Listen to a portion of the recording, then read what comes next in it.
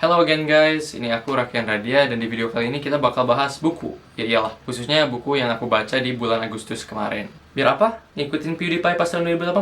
Enggak juga sih, tapi pengen aja mengorganize pikiran-pikiran aku terkait buku-buku yang udah aku baca, sekalian latihan ngomong depan kamera, latihan bikin kalimat tanpa dipotong-potong, plus udah mentok konten. Jadi ya udahlah ya. Sebenarnya di awal Agustus juga aku ngerekam video tentang bacaan-bacaan aku di bulan Juli, cuman karena kesalahan teknis nggak jadi diupload. Kayaknya bahasan di video ini bakal lebih sans dibanding video sebelum-sebelumnya, dan mungkin value yang kalian dapetin dari video ini juga agak berbeda karena bukan ilmu aplikatif atau how to gitu kan. Cuman ya mudah-mudahan kalian dapat sesuatu dari video ini. Semoga bermanfaat in some way. Maaf intronya jadi kepanjangan, kita langsung terjun ke buku-bukunya.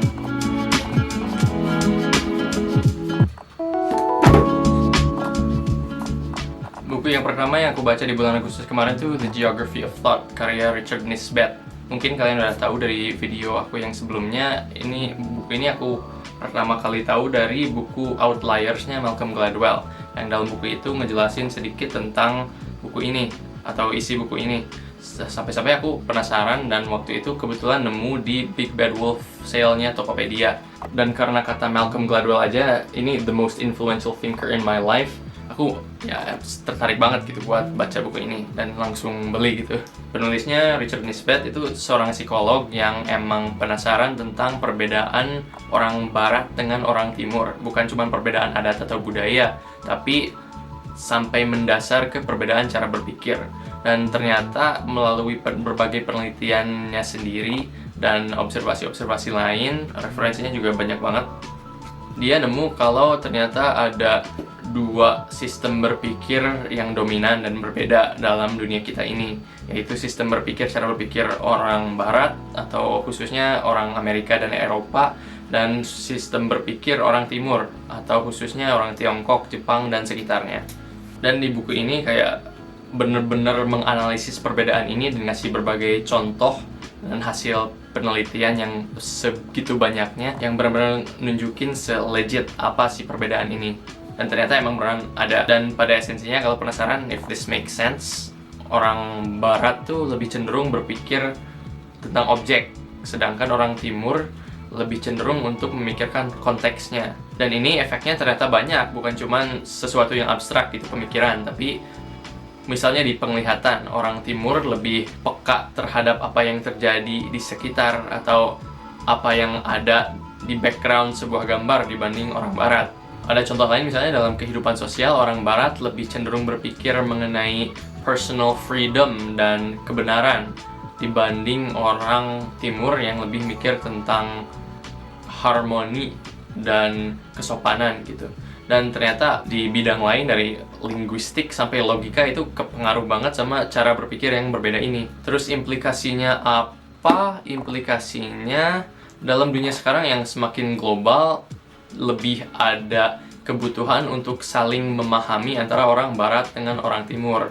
Dan dalam skala yang lebih besar lagi, seluruh orang di dunia ini sebenarnya emang harus berusaha untuk memahami kawannya dari berbeda negeri.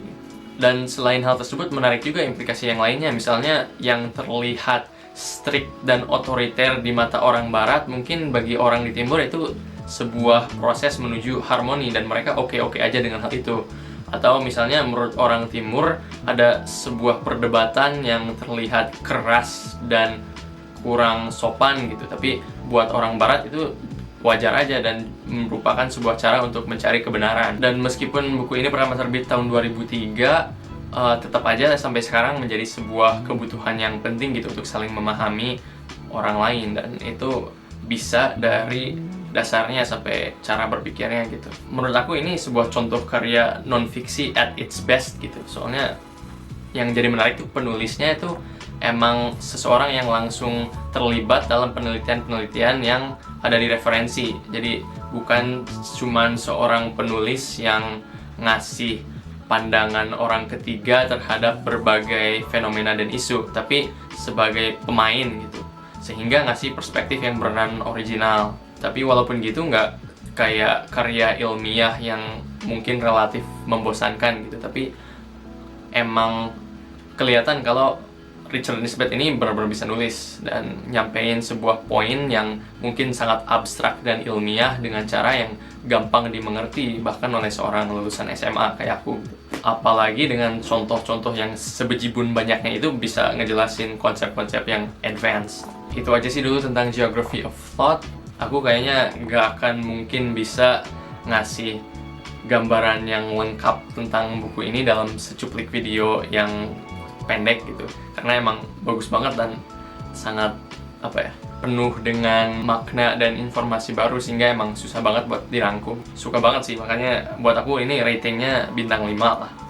Buku kedua yang aku baca di bulan Agustus tuh The Richest Man in Babylon karya George S. Clason. Buku ini entah kenapa aku waktu itu nemu di Kindle Store waktu itu, entah kenapa gratis walaupun sekarang udah enggak, atau mungkin beda versi, entahlah. Tapi intinya waktu itu gratis dan aku tertarik sama judulnya The Richest Man in Babylon dan review-reviewnya juga bagus-bagus, jadi ya udah langsung sedot. Dan ternyata walaupun agak singkat, buku ini menarik banget. Jadi intinya itu karya fiksi yang latarnya tuh di Babylon kuno, yang konon katanya pada masanya tuh kota yang paling kaya gitu sedunia. Dan salah satu pesan utamanya tuh bahwa sejak uang pertama kali ada, prinsip-prinsip dalam membuat dan menghasilkan sebuah harta yang banyak tuh tetap sama, termasuk waktu pas Babylon lagi jaya-jayanya. Jadi di buku ini tuh ada kisah fiksi tentang orang-orang di Babylon kuno, yang misalnya ada seorang juru tulis dengan berbagai strategi bisa menjadi orang terkaya di Babylon. Dan sebenarnya nggak ada cerita tentunya sih, jadi nggak ada plot khusus, tapi kayak cerita-cerita kecil yang masing-masing punya sebuah value moral yang bisa diambil dari cerita itu. Dan dari buku ini aku baru tahu istilah parable, atau kalau nyari bahasa Indonesianya kurang bagus sih kata Google Translate, perumpamaan yang paling dekat. Tapi intinya parable tuh sebuah cerita fiksi yang sederhana yang dibuat untuk menyampaikan sebuah pesan utama. Dan pesan-pesan utama dalam buku ini adalah tentang personal finance atau cara mengatur keuangan, mengelola keuangan diri sendiri. Dan lucu-lucu sih cerita dan analogi-analoginya. Misalnya ada satu cerita tentang seorang pedagang yang masa mudanya dia terlilit sama berbagai hutang, terus dia tuh melarikan diri sampai Suriah gitu, dimana di sana dia nggak punya uang dan akhirnya diperbudak. Dan setelah berbagai refleksi dan adventure lainnya, dia bisa balik lagi ke kota asalnya Babylon dan bertekad untuk membayar kembali hutang-hutangnya itu gitu.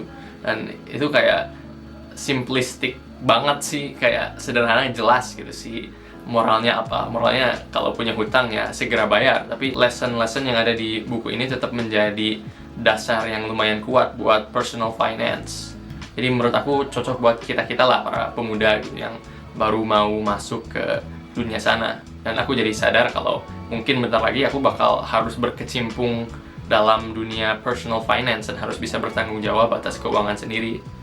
Jadi buat harga yang gratis gitu, buku ini menurut aku nice banget lah. Buat pendapat aku terhadap buku ini cukup terangkum sama komen di Goodreads ini yang mungkin agak sederhana, tapi intinya gini sih.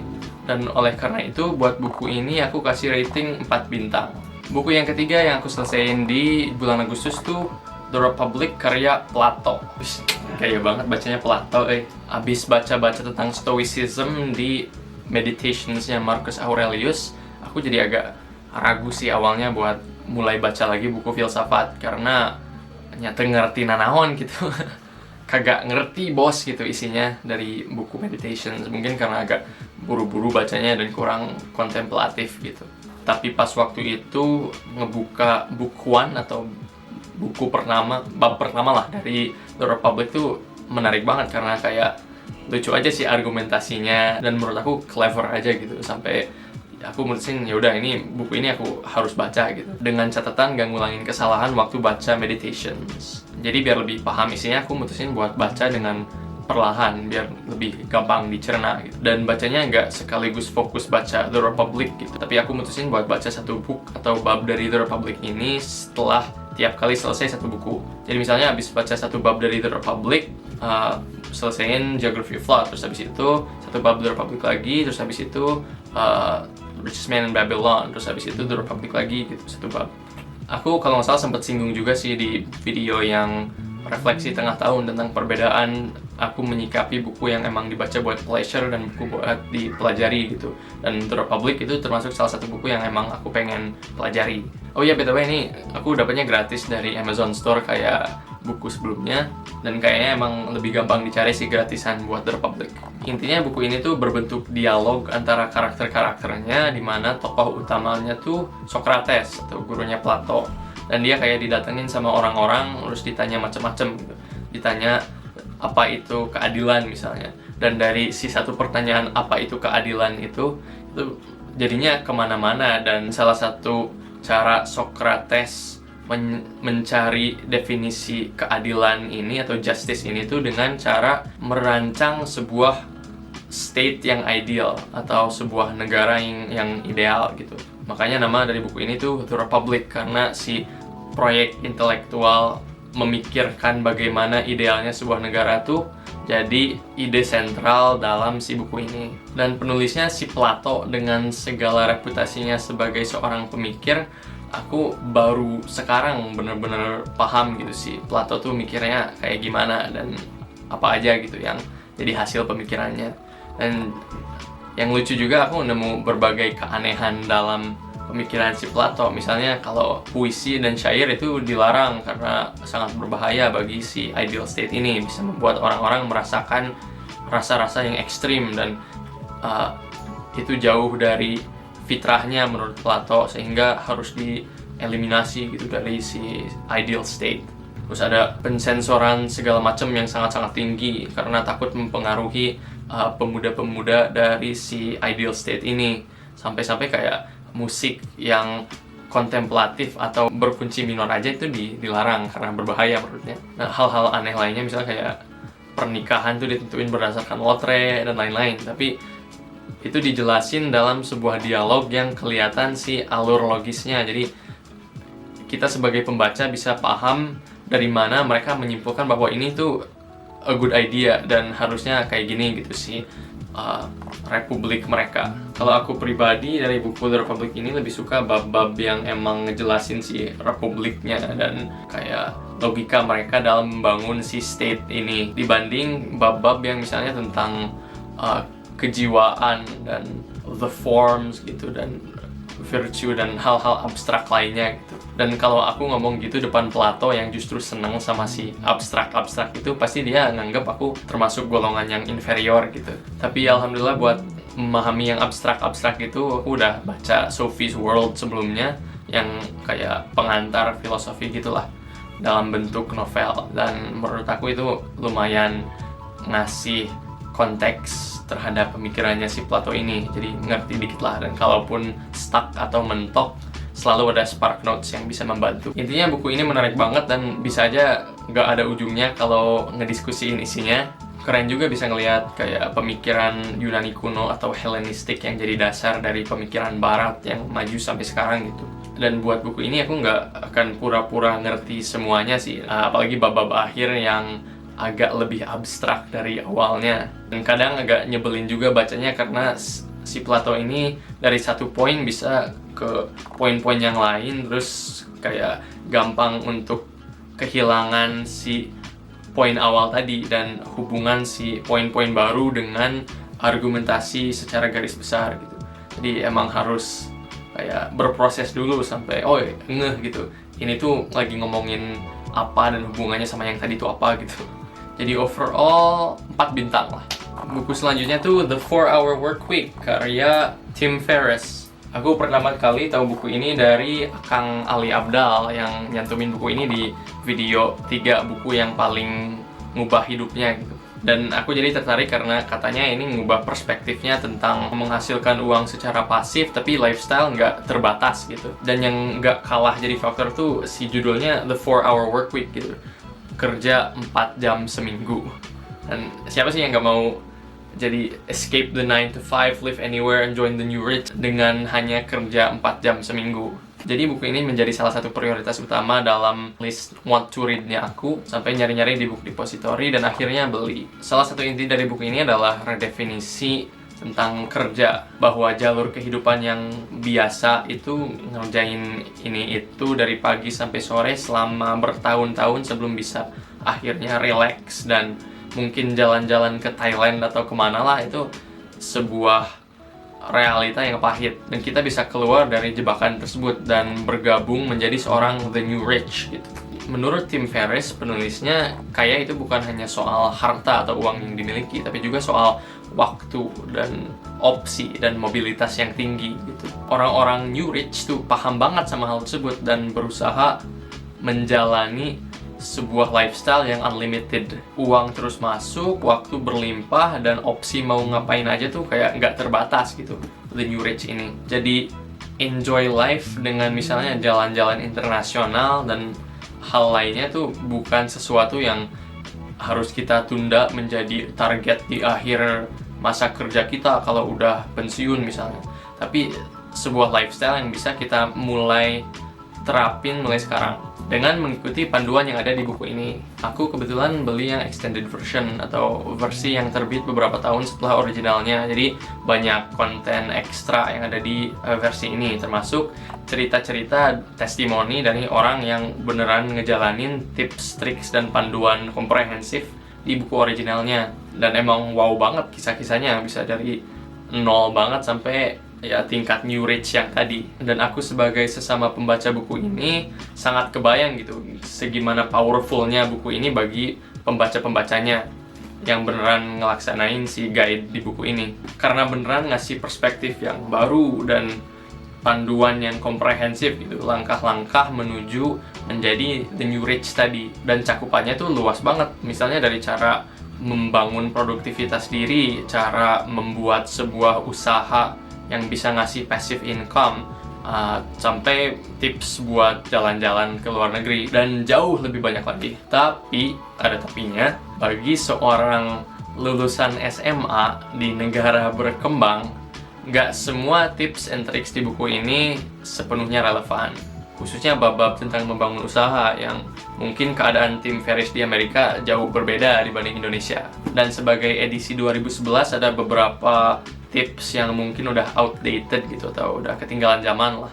Aku juga ada beberapa ethical problem gitu dengan buku ini, kayak misalnya membangun usaha hanya untuk profit dan berusaha biar kita seminimal mungkin kerja gitu, atau hal-hal lain yang aku kurang setuju gitu di buku ini. Kalau buat penulisnya bisa dibilang sangat punya personality lah, dia punya humor yang sangat tinggi, dia cara nulisnya gampang dibaca, gampang dipahami, ngalir dengan baik, dan kalau bukan arogan, yang jelas dia punya sebuah pride yang tinggi terhadap dirinya sendiri, dan kadang terkesan merendahkan orang-orang yang terjebak dalam perbudakan korporat atau apalah gitu. Tapi isinya bermanfaat banget dan emang sangat mengubah perspektif dan ngasih ilmu yang aplikatif. Jadi 4,5 bintang lah, nice pisan. Setelah itu, karena aku nyadar bacaannya kebanyakan non-fiksi, aku jadi pengen buat terjun lagi ke fiksi. Dan tadinya pengen langsung baca The Count of Monte Cristo, karyanya Alexander Dumas, yang pengen aku selesaiin sebelum kuliah, karena kayaknya kalau pas lagi kuliah, kemungkinan besar nggak akan selesai gitu buku setebal itu.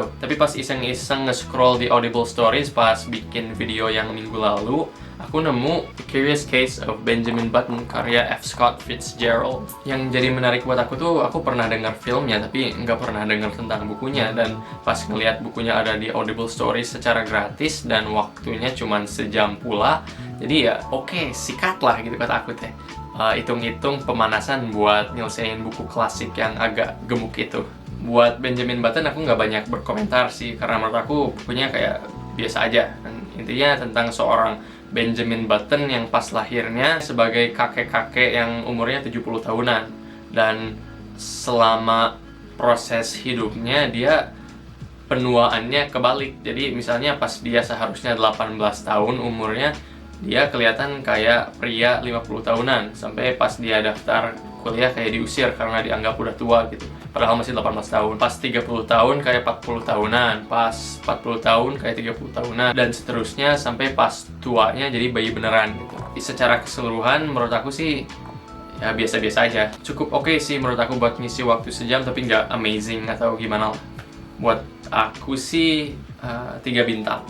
Dan itu buku-buku yang aku baca di bulan Agustus kemarin. Oke, kalau udah sampai sini makasih banyak. Kalau tadi ada buku yang menurut kalian menarik atau pengen aku bahas lebih lanjut di konten selanjutnya, ya bilang aja. Dan kayaknya emang selain yang Benjamin Button, buku-buku yang tadi tuh emang ngasih kesan dan impact yang kuat gitu. Dan kerasa kalau ilmunya bisa banget dipakai.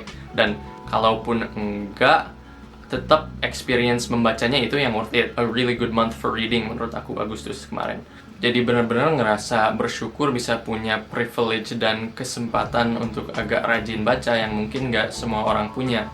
Dan semakin sadar aja kalau literasi itu emang sebuah treasure gitu. Udah gitu aja, hatur nuhun, sampai jumpa di lain video.